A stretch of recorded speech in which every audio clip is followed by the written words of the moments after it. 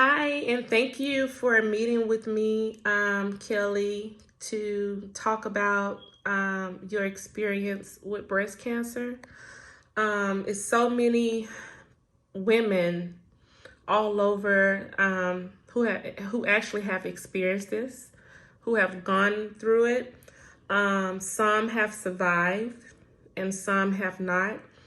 We all have experience of knowing someone that has some type of cancer, whether it's a family member, a friend of a friend, a neighbor, a coworker, somebody have known someone that have survived and also have passed away. And a lot of times people might not have the courage to actually tell their story. They might be a little sensitive to do it, and or just to tell their testimony. And I'm thankful that you are willing to do so, and you have done so on your platform as well, because it's people that's going through this now that needs hope, some inspiration, and actually want to talk to someone who has actually been through this process. So I just would like to ask you just a series of questions, and if you can elaborate on those, and also you can explain your journey as you see fit as well. When did you find out that you had cancer?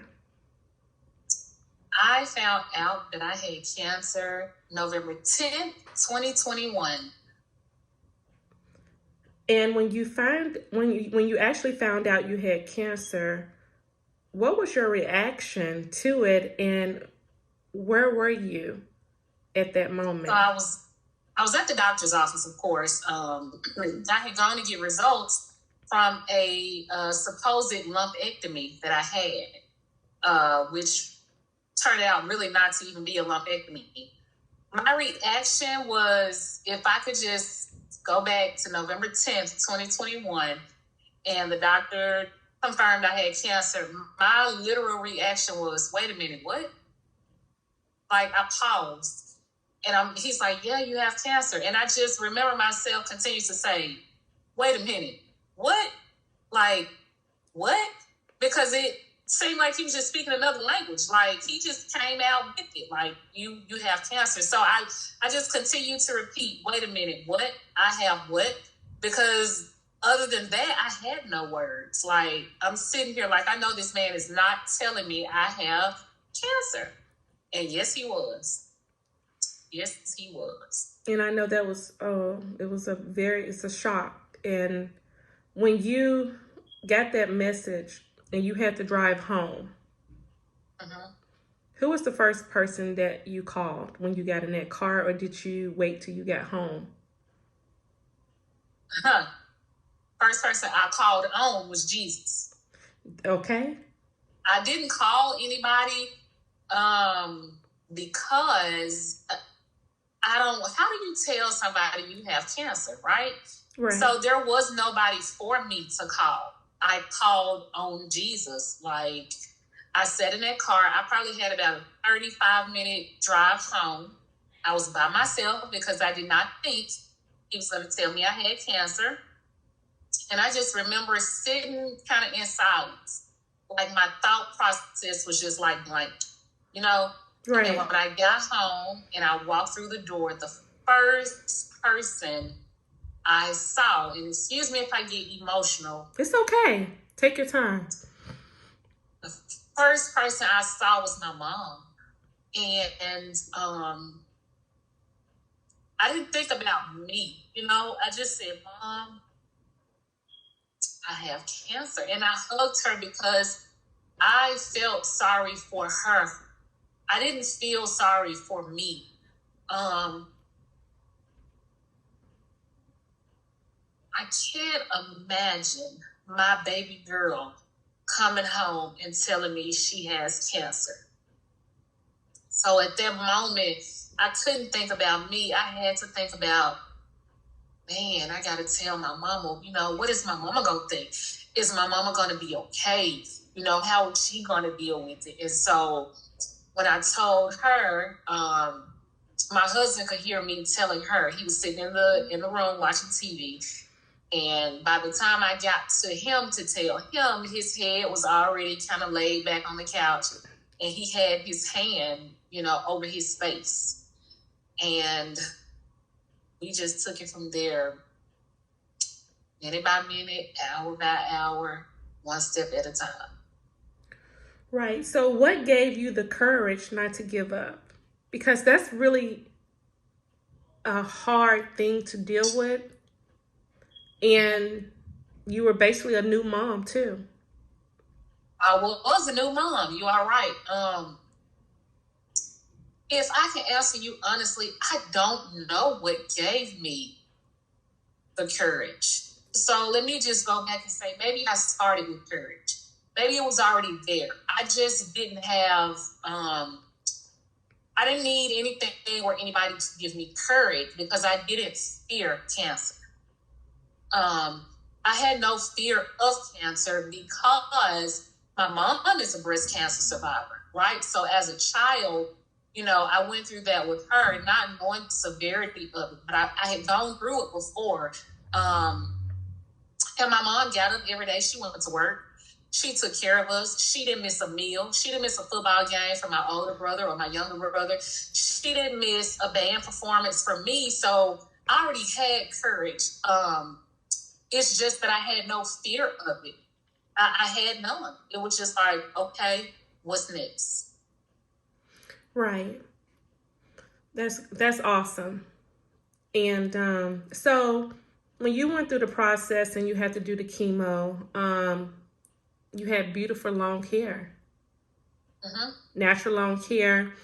And when you noticed that your hair started to get matted up or shedding, how was that experience? Because as women, we love our hair. We buy so many products to make sure it's healthy. And just as a woman, a beautiful woman you are, and you have to look in the mirror and you have to tell your son too, what's going on and his age, and to stand strong because you have two young ones that's looking at you and they know it's mom. We have to do this. They don't really understand, the sickness part because we have to be mom and you as a wife too. Right. So can you elaborate on that?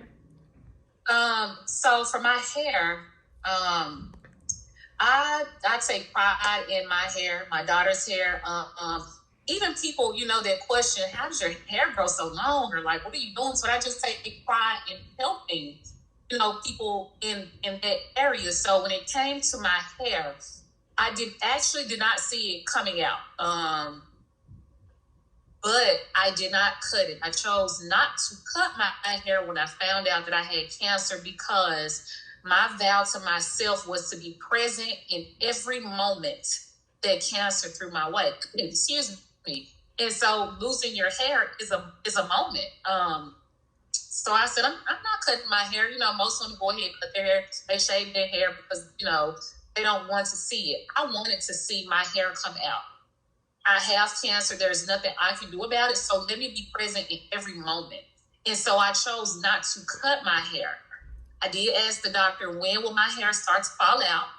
And they said about the third or fourth week. So I was counting days till my hair was supposed to come out. And I remember I did my hair maybe December 21st or 22nd or something like that, washed it.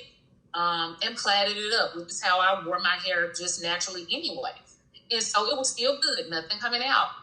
New Year's Day, January 1st, 2022, I washed my hair as I normally would.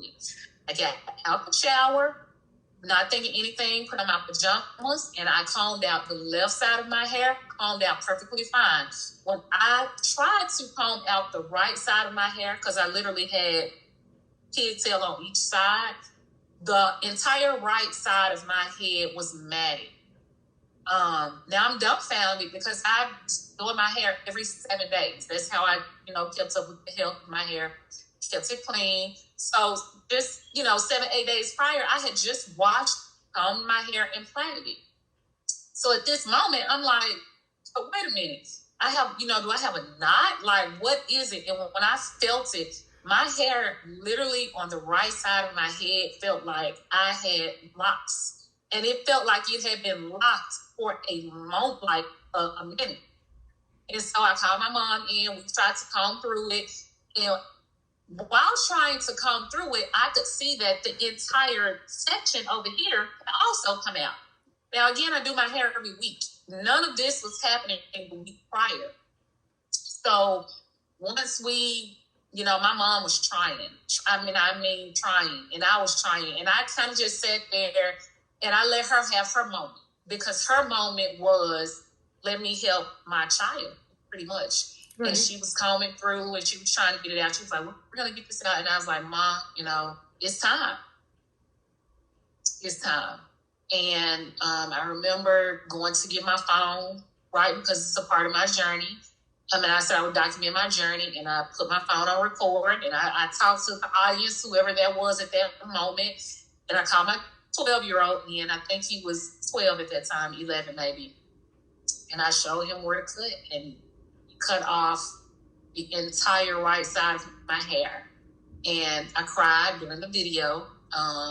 I cried afterwards because now the left side of my hair is still long. Like straightening my hair was to my bra strap.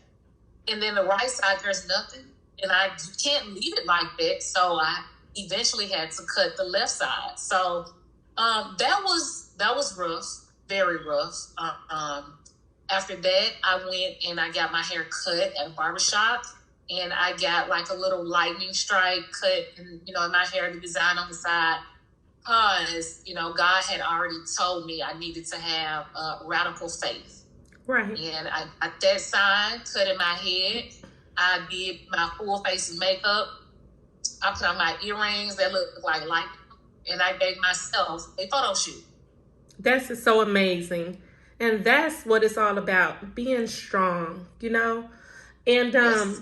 I know that you came up with the saying, crazy faith. So can you tell people about that? So on November 17th, 2021, I decided, let me tell the world, right, that I have cancer. I'm not hiding. This is nothing to hide from. This is nothing to be ashamed of, and this is not my fault.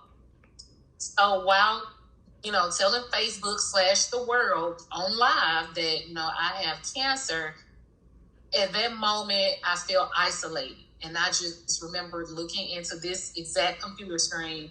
And I kind of, I took my hair down. I kind of played in my hair. And I said, Kelly, you are going to need some big faith to get through this.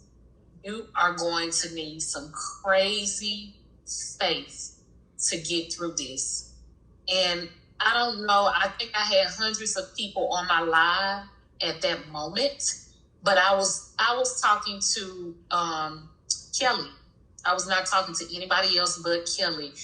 I was just reassuring her, like, you're going to need faith to get through this. You're going to need big faith and some crazy faith to get through this. And so that became one of my slogans, one of my hashtags to help me get through, my cancer journey.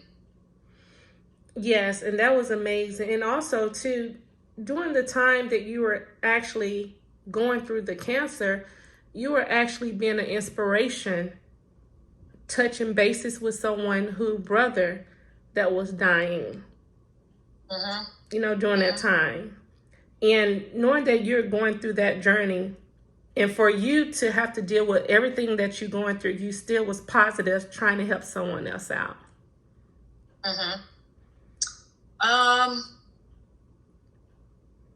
I just keep saying, it's not about me. I don't feel like it was about me.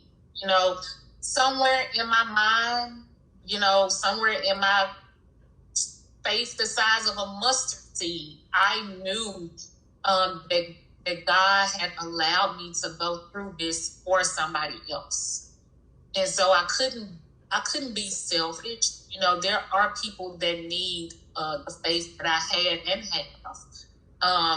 there are people that needed the words of encouragement, you know, and I had those. So why be selfish? Why not share those words of encouragement? Why not give a little bit of faith, my faith, to somebody else? You know, why not allow someone else to see the sunshine, no matter the storm or the rain that they see outside?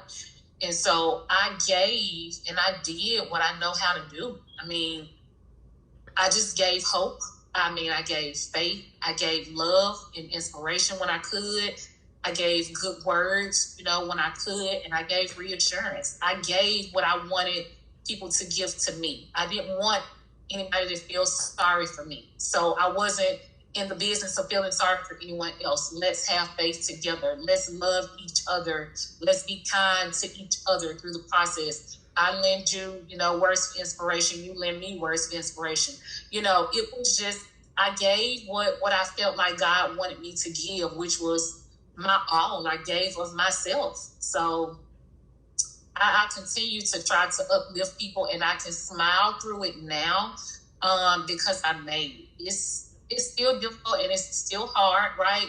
My fight with cancer is not over just because, you know, I've been declared cancer free. There's still silent fights that I experience and I go through.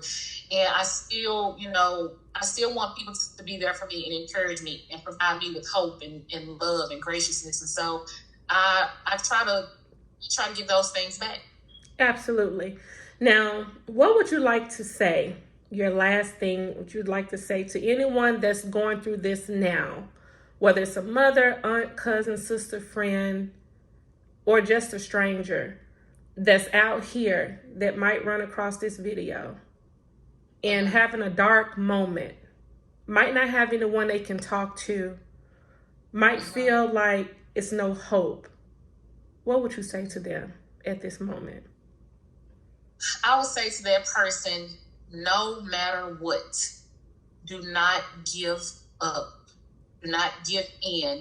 Do not let negative thoughts, right? Because it starts from within. Do not let negative thoughts infiltrate your mind. You are a survivor. You will make it through this. Just pick your head up every day and know that God has given you another chance, another opportunity. Be gracious with yourself. Be kind to yourself. Love on yourself. But most importantly, continue to believe in God, trust in God, give Him the praise, the honor, and the glory, and He will never leave your side.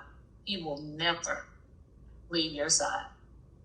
Amen to that. And that is, wow, that is amazing. Thank you so much. And, you know, this channel is called Real People, Real Life. And it's real people in real life situations, whatever it might be. Because someone needs someone to talk to. Sometimes people feel alone. They feel embarrassed. Or they might just be shy not to talk about a situation. They might be too emotional. I'm an emotional person, you know, some things I can't, you know, talk about because I get emotional, and I held up really good in this interview because it's very touching, you know, because I can relate to this situation, and I have had a few family members, but I am so thankful for you. I will continue to pray for you.